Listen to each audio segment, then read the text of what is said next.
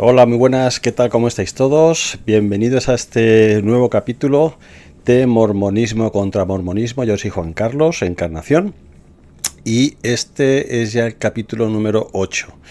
Y va a ser la parte 1, porque creo que voy a tener que hacer dos o tal vez tres partes más para no hacer los vídeos muy largos, porque sin darme cuenta siempre me pasa un poco y no quiero que sean más de media hora, si es posible, ¿vale? Bueno, pues esta es otra etapa. Quería contaros una pequeña, vamos a decir, una parábola. Vamos a aprender por parábolas, pero algo de la vida cotidiana actual. Como alguna vez comenté, no sé si alguno de vosotros tenéis jardín o un patio trasero que tenga césped, que tenga plantas y demás. Y veréis, nosotros este año estamos haciendo una pequeña reestructuración de nuestro patio. Una de las intenciones es eliminar hierba para menos consumo de agua y al mismo tiempo pues hacerlo un poquito más bonito. Y claro, sin darnos cuenta pues hemos ido ampliando cada vez un poquito más el proyecto y está llevando pues horas de trabajo. Es decir, yo vengo de mi trabajo, yo empiezo a trabajar a las 5:30 de la mañana, llego a casa a lo mejor a las 3:30, a las 4 y pico de la tarde, y normalmente casi cada día me está poniendo a lo mejor un par de horas o tres a trabajar fuera. Y claro, son trabajos que implican pues a veces esfuerzo, a veces hay que cavar, hay que quitar tierra para hacer para plantar plantas o algún arbolito, o hay que sacar el césped, lo cual es bastante dificultoso. En fin, a lo que voy. Uno hace proyectos de este tipo y entonces al principio pues tienes una idea general de lo que quieres hacer, ¿no? Pues queremos hacer este cambio aquí, vamos a hacer esto acá, estamos poniendo un pequeño huerto con unas, se llaman como camas elevadas para plantar, no directamente en el suelo, para plantar algunos vegetales y tal, vamos a poner un par de arbolitos frutales y tal, y eliminar pues eso, partes de césped y eso. Y entonces tienes la perspectiva de todo, pero cuando empiezas a trabajar, cuando empiezan a aparecer las dificultades, y siempre es más trabajo del que uno piensa, ¿no? Entonces, hay una cosa que suele pasar casi siempre, y es que siempre hay algún tornillo, en este caso no hay tornillos, pero como ejemplo, o algún elemento, algo que te presenta una dificultad y a lo mejor dedicas mucho tiempo a esa pequeña pieza y te lo quita de poder seguir adelante con el resto del trabajo. Algunas dificultades que van apareciendo, cosas que no te esperas y tienes que resolver. En fin, porque lleva muchas cosas. Luego te das cuenta de que tienes que poner esto de esta manera, esto de la otra. Y nosotros tenemos una dificultad añadida, y es que tenemos dos perritos. Son pareja. Ivy es una hembra y Teddy es un macho. Pero Ivy es una perra muy inteligente, es muy observadora y tiene la costumbre de que y me ha pasado mucho, especialmente cuando he instalado sistemas de riego de goteo, ella tiene la costumbre de inspeccionarme, de supervisarme y ver todo lo que hago. Y entonces al día siguiente, cuando yo estoy en el trabajo, pues ella vuelve sin que yo la vea, sin que yo esté, y me destruye lo que hago, ¿no? Es una tradición que tiene mi querida Ivy. Y claro, ¿eso qué es lo que significa? Pues que en muchas ocasiones tengo que hacer el trabajo dos veces, el mismo trabajo dos veces, cuando lo hago originalmente y luego cuando tengo que arreglarlo, ¿no? Repararlo y arreglarlo. A veces es más tiempo porque es reparar lo que ha destrozado y rehacerlo de nuevo, ¿no? Entonces es una aventura. Y además, cuando yo, por ejemplo, acabo un día de hacer algo, yo no puedo dejar, por ejemplo, un agujero yo no puedo decir, bueno, voy a hacer un agujero grande para plantar un árbol hoy y mañana cuando venga lo planto. O voy a dejar agujeros preparados para las plantas y luego las planto el día siguiente. No puedo hacer eso porque entonces Ivy y Teddy van durante el día cuando estamos fuera y se ponen a cavar y se manchan de barro. En fin, es un desastre, ¿no? No manchan la casa por dentro, meten la tierra, todo. Entonces, trabajar implica no solamente hacer las tareas normales, sino cada vez que se termina, fijar una estrategia que evite que nuestros perros nos destruyan lo que hemos hecho. Es interesante, ¿verdad? Se aprende mucho, pero bueno, como los queremos muchísimo no pasa nada, ¿no? Se asume bueno, uno trabaja más y a veces se frustra un poco, pero está bien, no pasa nada. A lo que voy, los detalles que se van encontrando por el camino, cuando uno está haciendo estos proyectos en general, lo ves todo muy bien, muy bonito, mucha ilusión, pero cuando estás metido en la acción de llevar a cabo el proyecto, pues es cuando te encuentras los detalles. ¿Y por qué estoy contando esto? Pues es por el motivo de el tema de este capítulo. Y está enfocado en los detalles. No sé si sabéis que hay una frase que... voy a usar las diapositivas. Permitidme que las ponga. Hay una frase que dice: el diablo está en los detalles, o el diablo se esconde en los detalles, ¿no?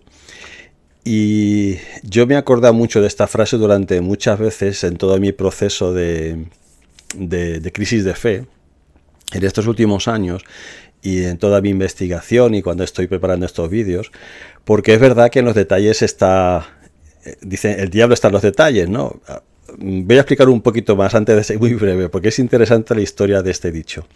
Resulta que el significado de esta frase, de este dicho es, véale lo que pone aquí, dice: esta expresión se utiliza para advertir que una tarea o plan puede parecer simple a primera vista. Por eso yo explicaba que cuando uno hace un proyecto, claro, tú estás visualizando lo que quieres hacer y es motivador, es bonito, ¿no? Tienes ganas de llevarlo a cabo. Pero las dificultades reales surgen cuando se empieza a prestar atención a las pequeñas cosas. Indica que pasar por alto un elemento minúsculo, pequeñito, o la letra pequeña, puede arruinar un gran proyecto, un contrato o un acuerdo completo. Esto es una idea general de lo que significa esta expresión de el diablo está en los detalles, ¿no? Entonces sé que todos también conocemos lo de la letra pequeña, no hay que tener mucho cuidado de la letra pequeña cuando uno compra algo o hace un contrato o lo que sea, porque ahí están los detalles y ahí puede estar la dificultad. Entonces hay que tenerlo bien claro. Esto tiene una historia, esta frase. Dice que originalmente la frase era inversa. Dice: originalmente la expresión proviene de un proverbio alemán que decía exactamente lo contrario: Dios está en los detalles. Der liebe Gott steckt in Detail. En alemán. En mi alemán. Dice: se usaba para expresar que hacer las cosas con minuciosa perfección era una forma de alcanzar la excelencia divina, ¿vale? Y es una buena frase. Se le atribuye se le suele atribuir la versión esta de Dios, como Dios está en los detalles, se le suele atribuir al novelista francés Gustave Flaubert, de manera muy popular al famoso arquitecto germano estadounidense Ludwig Mies van der Rohe, o como se diga. Entonces estas son las atribuciones a quien se les atribuye esta frase, pero claro, la frase original es Dios está en los detalles. ¿Qué es lo que pasó? Que en el siglo XX, a mediados del siglo XX, la frase se transformó de manera popular a el diablo está en los detalles. El cambio reflejó una visión más pragmática, el peligro real de cometer errores imprevistos por falta de atención, ¿vale? Entonces, ¿por qué estoy comentando acerca de esta frase? Porque en este capítulo 8 lo que voy a hacer es hacer una exposición, como dije en el vídeo pasado, un poco a lo bestia, un poco a lanzar todo en forma muy, muy breve, menciones simplemente. Es como si estuviese empezando a comentar cuál va a ser el índice o un índice orientativo de los temas que vamos a ir tocando en los siguientes vídeos en detalle, ¿vale? Pero esto es una introducción genérica de muchos de los temas, pero lo hago porque en esta ocasión ya no estamos vislumbrando el mormonismo como un proyecto de vida, ¿no? Que cuando uno se une a la iglesia y te presentan el mormonismo y te cuentan las historias, te dan las charlas, claro, tú empiezas a ver a tener una visión de tu vida dentro del mormonismo en base a las cosas que te enseñan, y eso es algo que generalmente se supone que por eso nos unimos al mormonismo, pues es una visión que nos motiva, que nos da una perspectiva alta, ¿no? Una perspectiva de acercarnos a Dios, una perspectiva de mejorar nuestras vidas, de alcanzar una mayor felicidad. Algo muy positivo, ¿no? Pero solamente es la perspectiva general. Luego vamos entrando en los detalles. Lo que pasa es que los detalles que vamos encontrando, hay cosas que a veces suelen ser difíciles, pero más que nada de carácter humano, por la relación entre los otros miembros, pero los detalles que vamos encontrando están, digamos, manipulados para que sean detalles que no te sean de piedra de tropiezo grave o seria en el camino, ¿vale? Y los detalles reales son los que están escondidos. Entonces, ¿qué vamos a hacer ahora en este capítulo? Vamos a hacer una expresión amplia de los detalles, una visión muy rápida por encima de los detalles, para poder tener la perspectiva de el efecto o la influencia tan grande que esos detalles pueden tener en la visión que podemos tener del mormonismo. Entonces, este capítulo está un poquito enfocado más a los miembros activos, que tal vez estén descubriendo cosas, a todos en general, pero en especial a los que sois activos, porque os va a dar va a ser, digamos, una explosión de información seguida con la intención de que lo veáis todo a la vez, si es posible. Como dije en los últimos capítulos, cuando empecé a hablar del cristianismo, intenté transmitir la idea de que cuando uno acepta el cristianismo o el mormonismo o lo que sea, por eso el título de Ser o no ser cristiano, y ya en este capítulo Ser o no ser mormón, estamos aceptando todo lo que viene en la caja, independientemente de que lo conozcamos o no, ya sea intencionalmente o ya sea por simplemente ignorancia, porque se nos ha ocultado.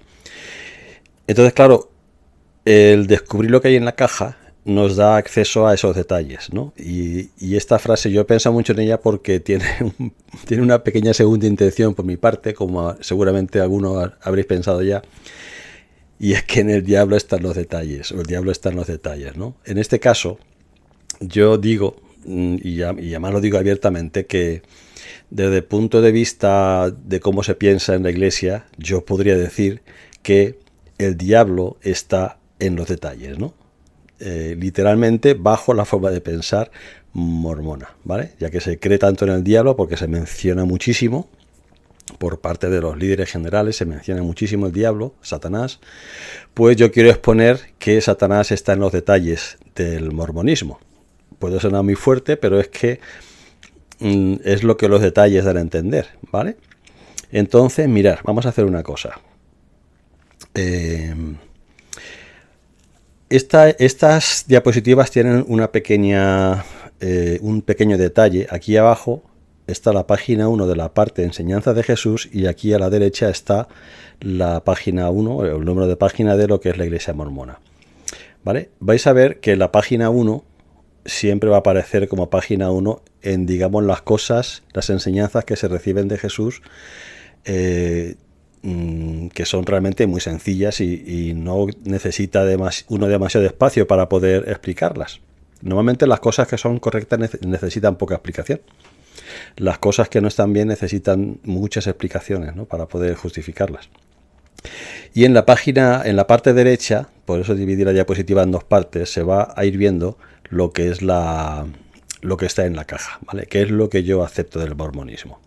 En un principio, todos podemos estar de acuerdo, no solamente en el mormonismo, sino en cualquier iglesia cristiana, que hay ciertas cosas que aceptamos del Evangelio de Jesús, de lo que él enseñó, porque son enseñanzas que están aceptadas por todos, ya que todos se basan en la Biblia, ¿no? Todas las iglesias cristianas, como es la fe, la esperanza, el amor, la bondad, la compasión, la humildad, la paciencia, diligencia, la honestidad, la longanimidad, la rectitud, el respeto.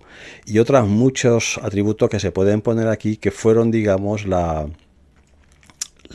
esencia o la pureza de lo que Jesús enseñó en su vida, ¿vale? Porque él nos enseñó a cómo vivir de una forma mucho más alta, o mucho más sublime, o mucho más...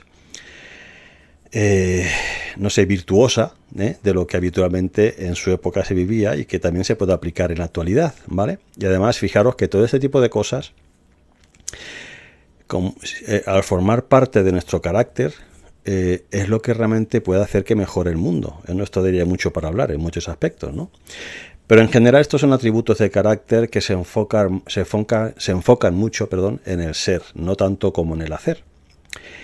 Luego hay unas cosas que ya tienen que ver, digamos, con, yo he puesto con reservas, que tienen que ver con la teología. Recordar que yo hice una diferencia entre lo que es el cristianismo histórico en el capítulo anterior y el cristianismo teológico.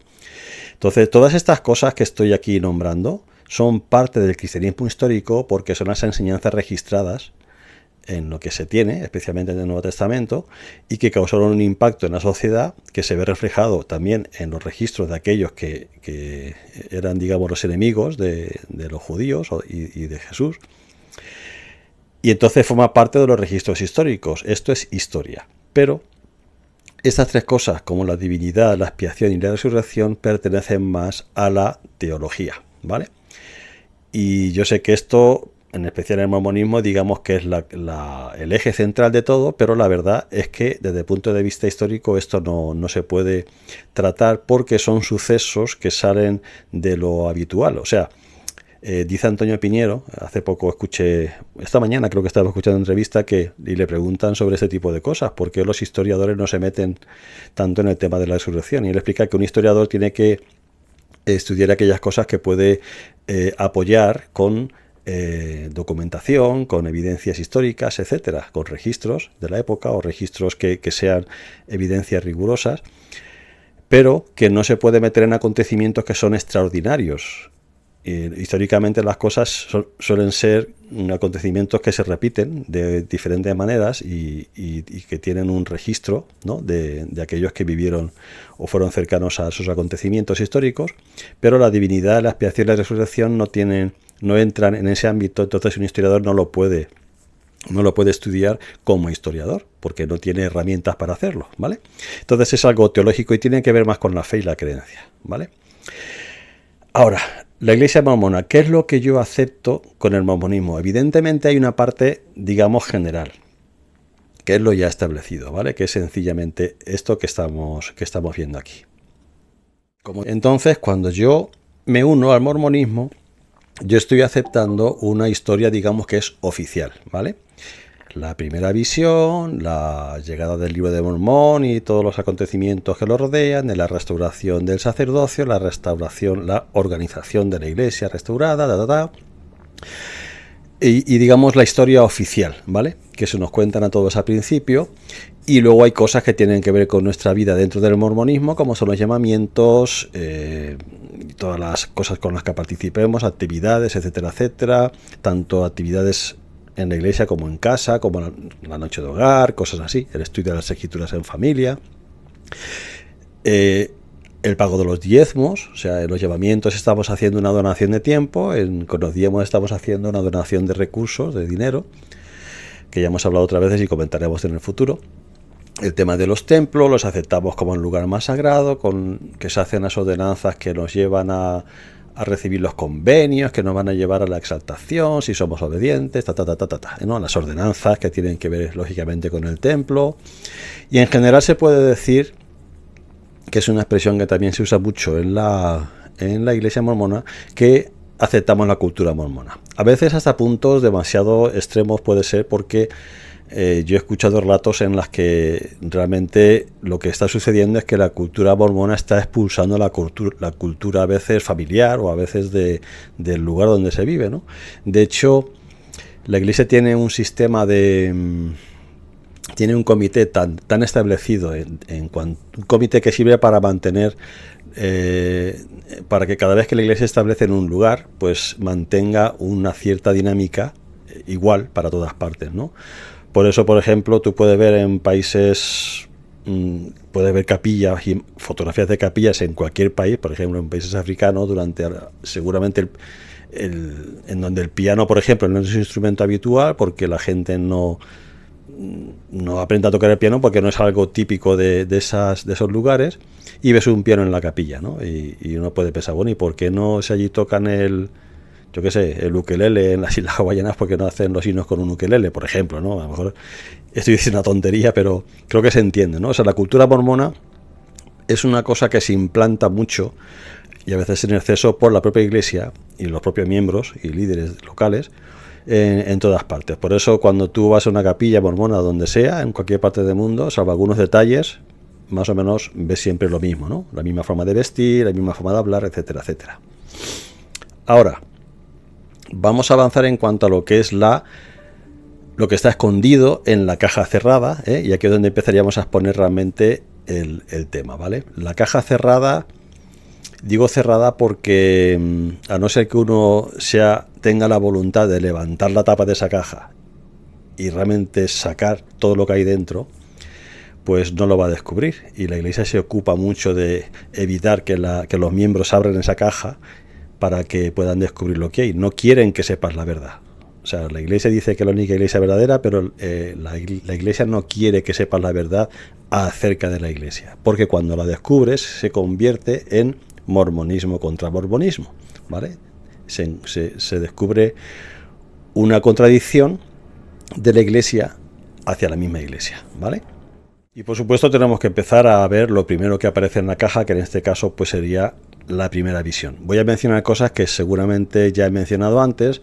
Si alguno no ha visto los vídeos, pues lo voy a escuchar ahora, puede ser por primera vez. Pero esto más o menos son algunos de los detalles en los cuales está el diablo.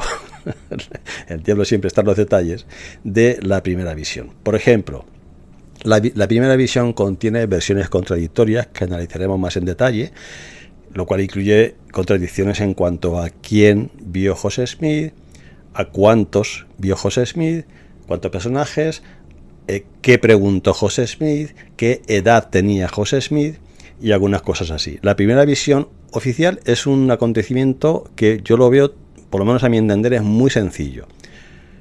Pero hay diferentes versiones, 4 principales, puedo decir así, de primera mano, y otras tantas que vienen por segunda mano u otros medios.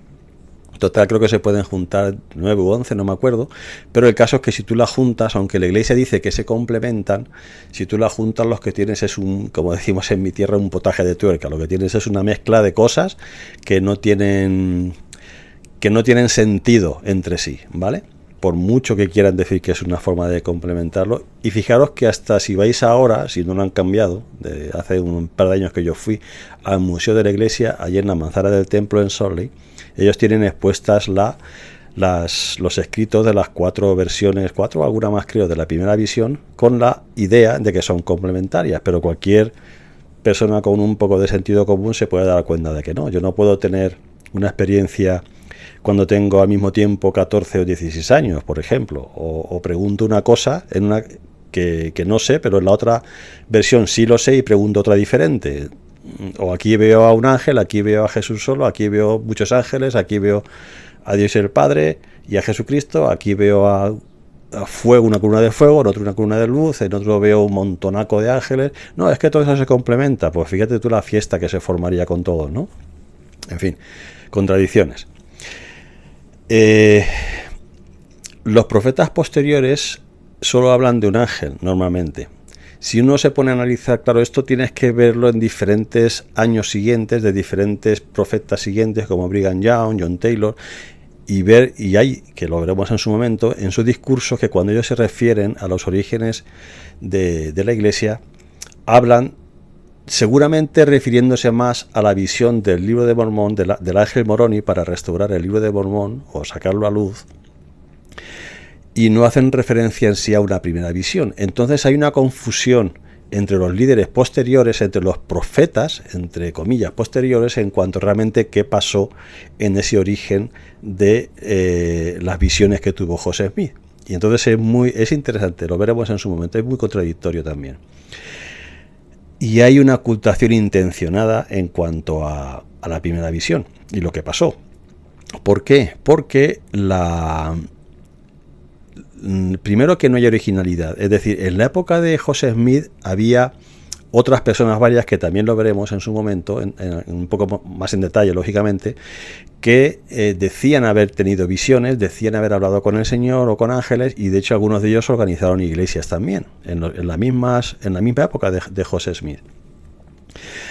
A esto me refiero, a que había muchas visiones en esa época, y además no había conocimiento de las visiones de José Smith hasta, bueno, desde el punto de vista de los registros, estamos hablando hasta el año 1832, que es la fecha del diario de José Smith, que se descubrió décadas después, ya cuando estaban los mormones en Utah, que se descubrió que en un diario suyo, que estaba guardado en unos baúles que habían trasladado de Utah y que llevaban ya muchos años ahí esperando ser abiertos, porque imaginaros, cuando los pioneros salieron del este y empezaron a viajar hacia el oeste, hasta las montañas rocosas, había mucha mercancía que ellos traían, también, que fue guardada, y claro, ellos al llegar tienen que ocuparse de sobrevivir, ¿no? Básicamente. Pasaron años y con el tiempo se descubrió un diario de José Smith, o unos diarios de José Smith, y al ir pues leyéndolos y tal, Joseph Fielding Smith, que en ese momento era apóstol y era historiador de la iglesia, pues encontró una de las versiones de la primera visión, y claro, lo que hizo fue guardarla en su caja fuerte, ¿no? Y años después, por circunstancias que ya veremos, ya en el siglo XX, pues esa versión de la primera visión de mano de José Smith salió a luz, ¿no? La pregunta es, ¿por qué un apóstol de Jesucristo, que también era historiador, arrancó las hojas del relato y los escondió en su caja fuerte y estuvieron allí durante años? Esa es una pregunta interesante para hacerse. Luego, el contexto histórico de la primera visión de José Smith, según la versión oficial, no coincide con los acontecimientos que José Smith menciona, como por ejemplo él dice que había una agitación extraordinaria de religiones y tal, que las hubo, pero no en ese tiempo. Y hay registros que demuestran en qué tiempo hubo era una ebullición en la gente con el tema de la religión, y eso duraba un tiempo, unos meses, o un año, o 2 años, y luego se calmaba, a los pocos años aparecía otra. Y en la época de la primera visión, en 1820, no hay nada de eso. Lo hay antes y lo hay después.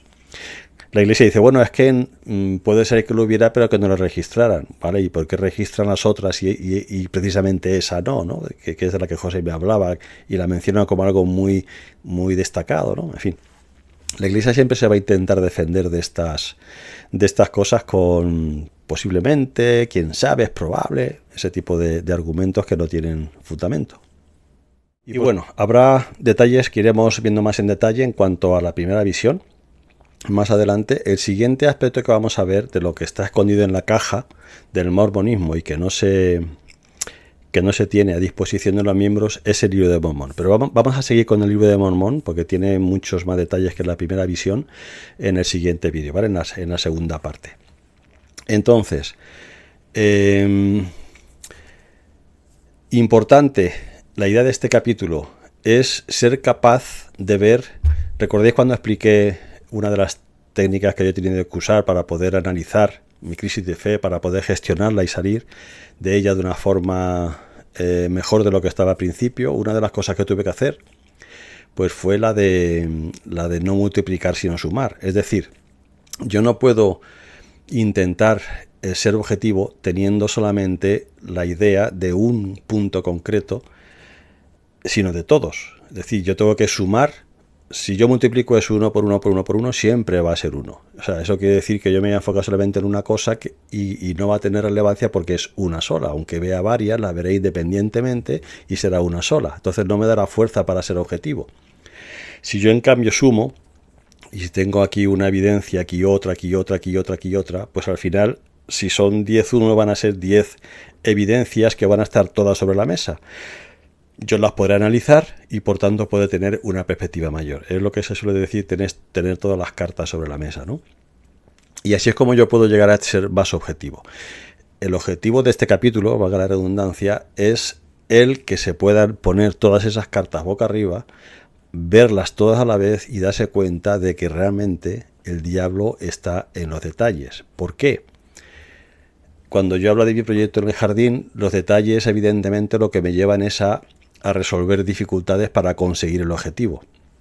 En este caso, la frase que estoy usando hoy como digamos el eslogan, el diablo está en los detalles, es mucho más literal porque en los detalles lo que hay es una contradicción de lo que se predica. Es decir, los detalles tienen una dirección opuesta a las enseñanzas, principios, doctrinas que la Iglesia predica, usando a Jesucristo como respaldo. Por eso a mí me molesta llamar ya, de hace tiempo, me molesta decir el nombre de la Iglesia porque me da vergüenza ajena ver que una Iglesia, con la cantidad de cosas que ha ocultado, con lo cual estamos empezando a ver que nos han engañado, o sea, nos han mentido, está intentando de llevar a cabo una labor basada en una Iglesia con una historia totalmente oscura y contraria a esos principios que enseña. Y usa a Jesucristo para eso, lo cual no está nada bien. No está nada bien, ¿vale? Esa es la idea por la que yo quiero intentar mostrar todo esto a la vez, ¿vale? Y luego ya ir más en detalle. Entonces, en la siguiente parte, la parte 2, voy a dejarlo flexiblemente abierto porque no sé si podré abarcar todo lo que tengo en la lista en la parte 2, habrá una parte 3. Pero a ver si cuando veáis este vídeo sois capaces de mantener la conexión de lo que hablemos hoy, lo que hablemos la semana que viene y poner todas las cartas sobre la mesa y ver si realmente el diablo está o no está en los detalles. Y yo sé que esto es una acusación muy seria, pero es que es lo que hay, ¿vale? Lo siento por las emociones que pueda causar esto, los sentimientos que pueda causar, la turbación que pueda causar. A mí me causó muchísima turbación todo esto en mi mente y en mis emociones, pero ignorarlo no creo que sea mejor, la verdad, ¿vale? Muchas gracias por escuchar este vídeo, seguimos adelante y nos veremos la semana que viene en la parte 2. Reflexiona sobre lo que estás escuchando, ¿vale? Especialmente si eres un mormón activo, no para que deje de serlo, sino para que sepas lo que hay y puedas mejorar tu vida. Muchísimas gracias. Si os ha gustado, darle al like o al me gusta y compartirlo si os ha gustado para compartir a ese punto. Y nos vemos muy pronto. Gracias y hasta luego.